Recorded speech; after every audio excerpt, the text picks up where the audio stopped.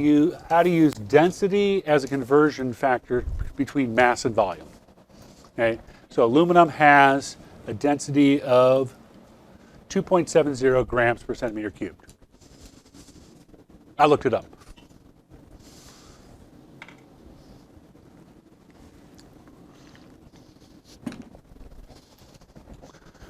That means if I had 2.70 grams of aluminum, it would be 1 centimeter cubed of aluminum. Or if I had 1 centimeter cubed of aluminum, it would weigh 2.70 grams. Everybody agree? That's what that fraction means. So what I'm saying is, the thing on the top, the 2.70 grams, is the same as the thing on the bottom, 1 centimeter cubed, as long as it's aluminum. For aluminum, that's true. I got two things that are equal to each other. I can use those as conversion factors. So I can go between grams and centimeters cubed, making a conversion factor without having to set up a problem.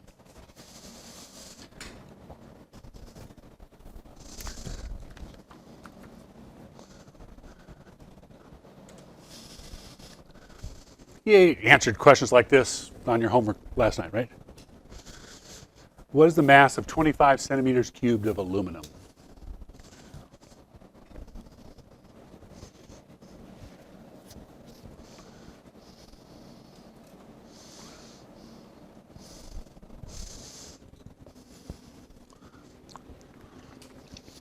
Hey, we don't want to use the equation this time. I want to do this. I start off with 25 centimeters cubed of aluminum. What unit do I want to get rid of? Centimeters cubed. Where's it got to go? On the bottom. What can I turn centimeters cubed into? I can turn it into liters, but that doesn't get me anywhere. I can turn it into millimeters cubed, but that doesn't get me anywhere. I want to get to mass, so I can turn centimeters cubed into grams. Because for aluminum, 1 centimeter cubed is 2.70 grams. Yeah, it's just a conversion factor. And you push the buttons, the centimeters cubed cross out. You're left with 68 grams, 2 sig figs in the first number, 3 in the second, 2 in my answer. Okay, last night on the homework, you would have said, hey, I want to know a mass, and they've given me a volume and a density. You would have rearranged the equation to get mass equals density times volume. And you would have got that answer. It's just a new way to do the same problem. You're going to get the same answer because you're going to push the buttons in the same order. Okay? It's just a new way of thinking about it. So let's think about it for your Bell work today. This is your Bell work question from today. You took the cups and turned it into milliliters so that you can find the mass, right? Okay. Well, I'm going to start that same approach. I'm going to approach it the same way you did, but I'm going to veer off at the very end. So I'm going to start off with the 2.3 cups. What unit do I want to get rid of? Cups. Where's it got to go? On the bottom. What can I turn cups into? I can turn cups into pints. Because 1 pint is 2 cups. Cups are gone. Now, what unit do I want to get rid of? Pints. Where's it got to go? The bottom. What can I turn pints into? Quarts. And 1 quart is 2 pints. What unit do I want to get rid of? Quarts. Where's it got to go? Quarts I can turn into liters. Because 1.06 quarts is 1 liter. Pints are gone, quarts are gone. So now I want to get rid of liters. It's got to go on the bottom. What can I turn liters into? Milliliters. And 1 liter is 1,000 milliliters. Now, what unit do I want to get rid of? Because this is where you stopped. You stopped and figured out milliliters right here. Then you did the density problem, right? But we don't have to stop. What unit do I want to get rid of? Well, milliliters. Where's it got to go? On the bottom. What can I turn milliliters into? I can turn milliliters into grams. Because for lead, 1 milliliter is 11.4 grams. My density is a conversion factor. You stopped and did a density problem, volume times density equals mass. I just made it a conversion factor because I still have volume, that 100 milliliters, times density, 11.4 grams per milliliter. It's still, all the math is still the same.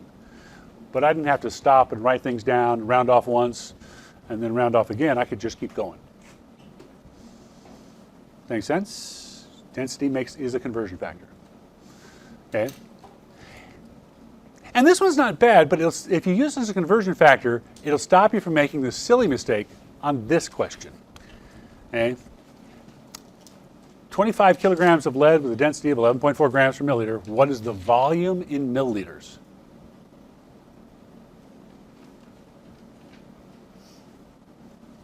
Okay, because remember, if we had to use the equation, T equals M over V, it's a pain to solve for V. Okay? So we can do it without solving for V. So 25 kilograms of lead is what volume? So I take the 25 kilograms. What unit do I want to get rid of? Kilograms. Where's it got to go? On the bottom. What can I turn kilograms into? Well, I'm going to want to use this density, so I'm going to need it in grams. Which is bigger? Kilogram or gram? Kilogram is bigger, so it gets the 1, the gram gets the 1,000. Still got a few people that are putting the 1,000 in the wrong place there. Now, what unit do I want to get rid of? Grams. Where's it got to go? On the bottom. What can I turn grams into? I can turn grams into milliliters because I've got the density. Because it says that 1 milliliter is 11.4 grams.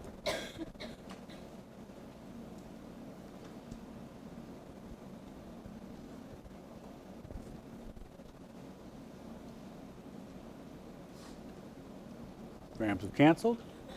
Hey, I've got the unit I want. It's time to push buttons. 25 times 1,000 divided by 11.4 equals 2 sig figs in my first one, unlimited in my next one, 3 in my next one. The density's got to be measured. You've got to measure the mass and volume. So I get 2 in my answer, which is 2,200 milliliters.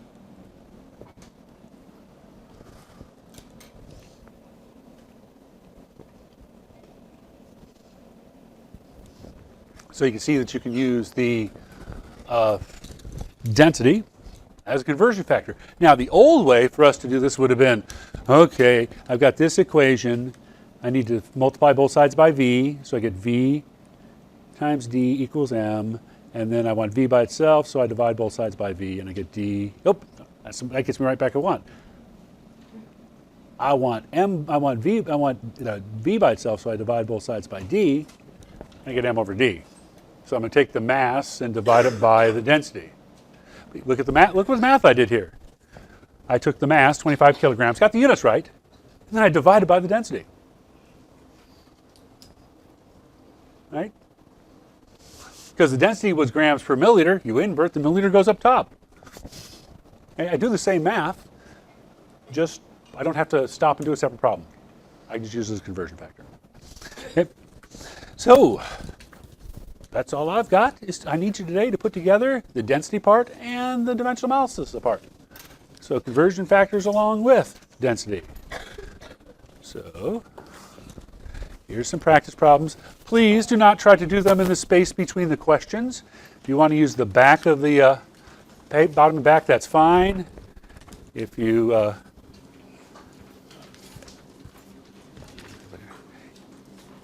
want to use a separate sheet of paper, that would be my first suggestion. Yeah, I'll be back with some more. Once I get to the back of the room. So I'll meet the ones that have been back there and I'll be able to pass them forward. Because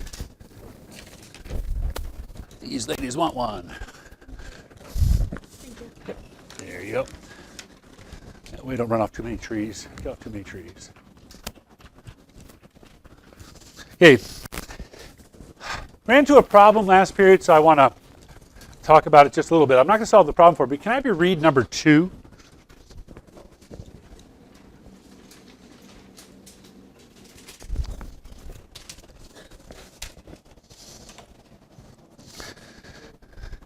They want to know the thickness of the aluminum foil. Okay? What the heck does thickness have to do with this?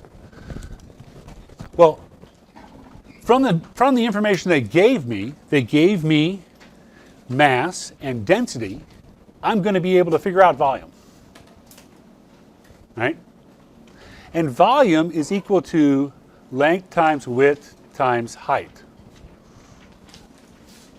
Isn't that what volume is equal to? Okay. But if you read the question, they did not give me length, width, or height. I'm trying to find height, how thick the paper is. That's what I'm trying to find. I want to find that. But what they gave me was the area. How do you find area? Area is length times width, right? So isn't volume area times height? Volume is area times height. Okay? So you're going to want to find the height. They gave you the area, and you can find the volume